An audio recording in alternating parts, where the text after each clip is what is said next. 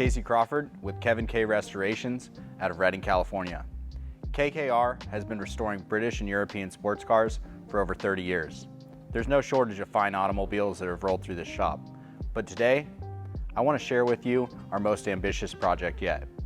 Behind me is a 1965 Aston Martin DB5 outfitted with all the gadgets from the James Bond 007 Goldfinger movie.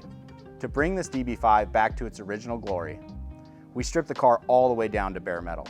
Every nut, bolt, fastener, piece of trim has been restored to an exacting standard. We've also added a few things to make the car more drivable in today's society. We punched the engine out to a 4.2 liter, dyno tuned it, added modern air conditioning, and a Tremec 5-speed, to name a few. But that's not what makes this car special. It's the gadgets. The revolving license plates, machine guns, tire slashers, caltrops, oil slick, weapons tray, radar, bulletproof shield, ejector seat, smoke screen, and more.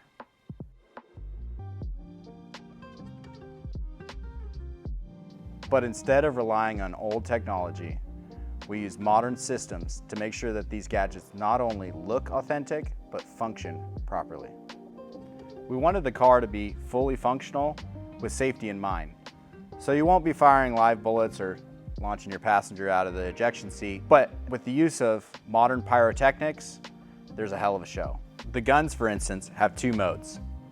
Kid mode, as we call it, simply deploys the guns, flashes some lights, and plays a simulated machine gun noise. Live fire mode is where things get spicy, using some pretty trick pyrotechnic technique that uses a precise metering of oxygen and propane to shoot fireballs oscillating from side to side.